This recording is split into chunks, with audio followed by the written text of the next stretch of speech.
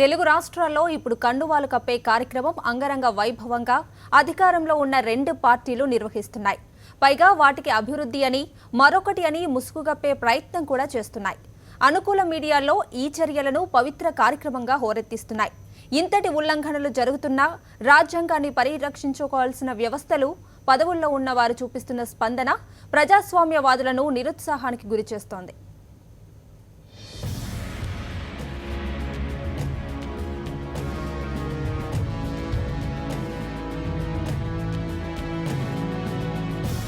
రెండు తెలుగు రాష్ట్రాలలో ప్రభుత్వాల మనుగడకు వచ్చిన ఇబ్బంది ఏమీ లేదు. నిబంధనల ప్రకారం ఆంధ్రప్రదేశ్లోని టీడీపీకైనా తెలంగాణ రాష్ట్రంలోని టీఆర్ఎస్కైనా కావాల్సిన పూర్తి మెజార్టీ ఉంది. ప్రభుత్వాల సుస్థిరతకు వచ్చిన ఆపదంటూ ఏదీ లేదు. సంఖ్యాబలానికి కొదవలేదు. రాజ్యసభ సీట్లు గెలుచుకోవడం కోసమో, ప్రతిపక్షాలని బలహీనపరుచుకోవడం కోసమో ఫిరాయింపుల చట్టానికి తూట్లు పొడుస్తున్నారు. 2 సంవత్సరాల కిందటే వెలువడిన ప్రజా తీర్పును ఎద్దేవా చేస్తూ ఏ పార్టీ అభ్యర్థినైతే ఓడించి శాసనసభ్యులైనారో ఆ పార్టీలోనే అట్టహాసంగా చేరడం, తమకు ఓటు వేసిన ప్రజలను వంచడం అనే ఇంగితం కూడా లేదు. ఫిరాయింపులకు వ్యతిరేకంగా ఆంధ్రప్రదేశ్లో ప్రారంభమైన ప్రజాస్వామ్య పరిరక్షణ ఉద్యమం ఈ పెడధోరణులకు సమాధానం. పార్టీ ఫిరాయింపుల కారణంగా రాష్ట్రంలో ప్రజా ఉద్యమాన్ని అనివార్యం చేస్తున్న ముఖ్యమంత్రులను ఎవరు నియంత్రించాలి? మొన్ననే సుప్రీంకోర్టు డివిజన్ బెంచ్ రాష్ట్ర అభివృద్ధిపైన శ్రద్ధ పెట్టవలసిందిగా ప్రభుత్వానికి హితవు చెప్పింది. చట్టాన్ని అపహాస్యం చేస్తుంటే రాజ్యాంగ పరిరక్షకులైన వారు ప్రేక్షక పాత్ర పోషిస్తే ఇక ఎవరికి మొరపెట్టుకోవాలి?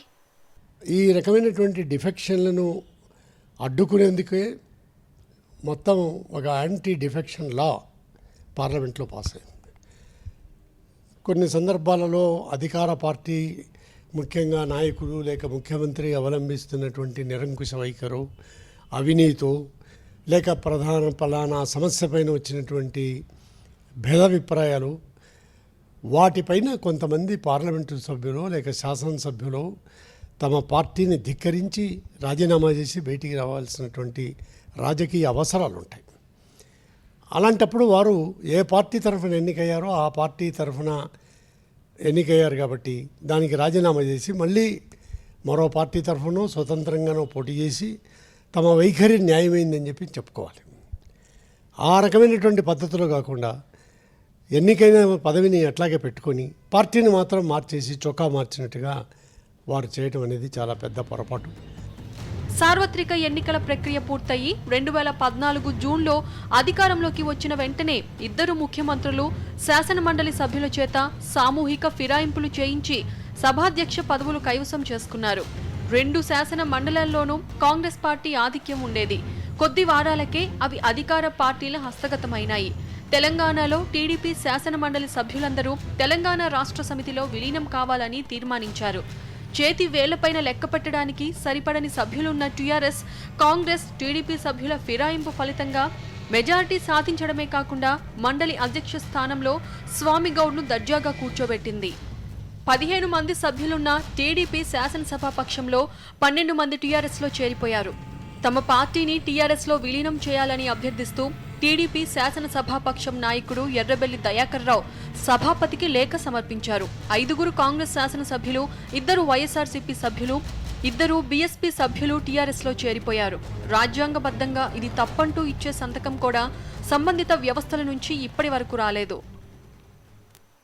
ప్రధానమైన సమస్య ఏమిటంటే ముఖ్యమంత్రి స్వయంగా కండువా కప్పుతున్నాడా లేదా అనే దానికంటే డిఫెక్టర్లు ఇండివిజువల్గా వస్తే వారిని ఆ రకమైనటువంటి పద్ధతిలో తీసుకోవాల్సినటువంటి అవసరం ఏముంది.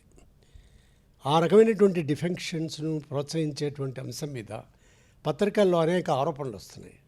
డబ్బులు పెట్టి సంతలో పశువులను కొనుగోలు చేసినట్టుగా శాసనసభ్యులను కొనుగోలు చేస్తున్నారని ఆరోపణలు చేసినప్పుడు కూడా దానిపైన వారు ఎందుకు స్పందించట్లేదు? ఆ ఎమ్మెల్యేలు అంటే ఏదో పొరపాటు వారి వైపు నుంచి ఉంది కాబట్టి వారు ఈ రకమైనటువంటి అవమానకరమైనటువంటి వ్యాఖ్యలను కూడా భరిస్తున్నారు. ఈ డిఫెక్షన్లన్నీ 1/3 చీలికతో కూడినటువంటి డిఫెక్షన్లు కావు, ఇండివిజువల్ డిఫెక్షన్స్ ఇవి. ఈ ఇండివిజువల్ డిఫెక్షన్స్ అనేటువంటి దానికి సంబంధించి నాకు అర్థం కానిటువంటి అంశం ఏమిటంటే ఈ 2 రాష్ట్రాల్లో, అటు ఆంధ్రప్రదేశ్లో కానీ ఇటు తెలంగాణలో కానీ అధికారంలో ఉన్నటువంటి పార్టీకి ప్రతిపక్ష రాజకీయ పార్టీ నుండి కొంతమందిని రాజీనామా చేయించి డిఫెక్ట్ చేయించుకోవడం ద్వారా తమ ప్రభుత్వాలను కాపాడుకోవాల్సినటువంటి రాజకీయ ప్రమాదం ఏమీ లేదు. అలాంటప్పుడు కేవలం ప్రతిపక్షాన్ని బలహీనపరచడానికి, వారిలో ఒక భయోదనక వాతావరణాన్ని కలిగించడానికి ఈ రకమైనటువంటి ప్రయత్నం చేస్తూ ఉంటే వారు గమనించాల్సిన అంశం ఒకటి ఉంది. శాసనసభ్యులు, పార్లమెంటు సభ్యులు ఎంతమంది డిఫెక్ట్ అయినా ప్రతిపక్షం అనేది లేకుండా పోదు. ప్రతిపక్షం అనేది ప్రజల్లో ఉంటుంది. ఒక నాయకుడిని మార్చుకున్నంత మాత్రాన ఆ నాయకుడికి ఓట్లేసినటువంటి 50 మంది గొర్రెల్లాగా వారితో పాటు వెళ్ళిపోతారని చెప్పి అనుకోవటం కంటే మూర్ఖత్వం మరొకట్లేదు. ఫిరాయింపుదారులందరూ తమ నియోజకవర్గాల అభివృద్ధి కోసమే అధికార పార్టీలోకి లంఘిస్తున్నట్టు ప్రకటిస్తున్నారు. ఏమాత్రం సంకోచం లేకుండా చట్టాన్ని ఉల్లంఘించి తప్పు చేస్తున్నట్టు కాకుండా ఏదో ఉదాత్తమైన కార్యక్రమం చేస్తున్నట్టు గర్వంగా చెప్పుకుంటున్నారు. ఫిరాయింపుదారులు, వారికి మెడలో కండువలు కప్పుతున్న అధినాయకులు ఇలా వ్యవహరించడం నిజంగా కాల మహిమ. ఈ పని ఎవరు చేసినా మినహాయింపులు లేకుండా ముమ్మాటికి తప్పే. చేరికలతో పార్టీలు బలపడతాయంటే అది భ్రమే అంటున్నారు రాజకీయ విశ్లేషకులు. పార్టీలో అంతర్గత కుమ్ములాటలతో మరిన్ని ఇబ్బందులు వస్తాయనడంలో సందేహం లేదన్నది వీరి అభిప్రాయం. తెలుగు రాష్ట్రాల్లో అభ్యర్థుల శక్తియుక్తుల కన్నా పార్టీలు వారిని నడిపిస్తున్న వ్యక్తుల కేంద్రాలుగానే పోలింగ్ ఉంటుందనేది గత చరిత్ర అని మరోసారి పునరుద్ఘాటిస్తున్నారు. వైఎస్ఆర్సీపీ శాసనసభ్యులను టీడీపీలో చేర్చుకోవడం వల్ల పార్టీకి వనగూరే ప్రయోజనం కంటే నష్టమే ఎక్కువ అన్నది సర్వత్రా వ్యక్తమవుతున్న అభిప్రాయం. నియోజకవర్గం అభివృద్ధి నిధులను టీడీపీ ఎమ్మెల్యే లేని నియోజకవర్గాలలో టీడీపీ పర్యవేక్షకుడికి ఇస్తూ వచ్చారు. ప్రతిపక్ష శాసనసభ్యుడు అధికార పార్టీలోకి చేరితే నియోజకవర్గం అభివృద్ధి నిధులు శాసనసభ్యుడికి అందుతాయి. ఆ మేరకు టీడీపీని నమ్ముకుని ఉన్న నాయకులకు నష్టం జరుగుతుందని, మనసుకు కష్టం అనిపిస్తుందన్నది క్షేత్రస్థాయి నుంచి వస్తున్న సమాచారం. అందుకే వారు వైఎస్ఆర్సీపీ శాసనసభ్యుల ప్రవేశాన్ని తమదైన శైలిలో ప్రతిఘటిస్తున్నారు. ఇప్పటికే అనేక నియోజకవర్గాల్లో ఒకే వరలో 2 కత్తులు ఉన్నాయి.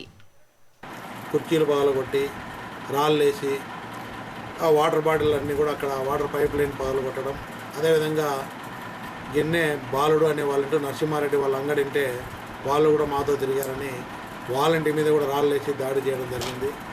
అదే నాకు తెలిసినంతవరకు గోపన్న అతన్ని కూడా అక్కడే ఏదో గ్రామంలో ఏదన్నా సమస్యలు చెప్పండి అంటే ఏదో అడిగితే అక్కడ చెప్పుతో కొట్టినారని చెప్పి చెప్పడం జరుగుతూ ఉంది. ఒక 100 మందితో ఎమ్మెల్యే కానీ రామాంజరెడ్డి, జయరాం రెడ్డి, ఎమ్మెల్సీ గారు, 7-8 ట్రాక్టర్లు, ఒక కొన్ని పెద్ద ఎత్తున మోటార్ సైకిళ్ళల్లో వాహనాల్లో పోయి ఈ విధంగా గోపాల్ రెడ్డి ఇంటి మీద దాడి చేసినారు, నరసింహారెడ్డి ఇంటి మీద దాడి చేసినారు.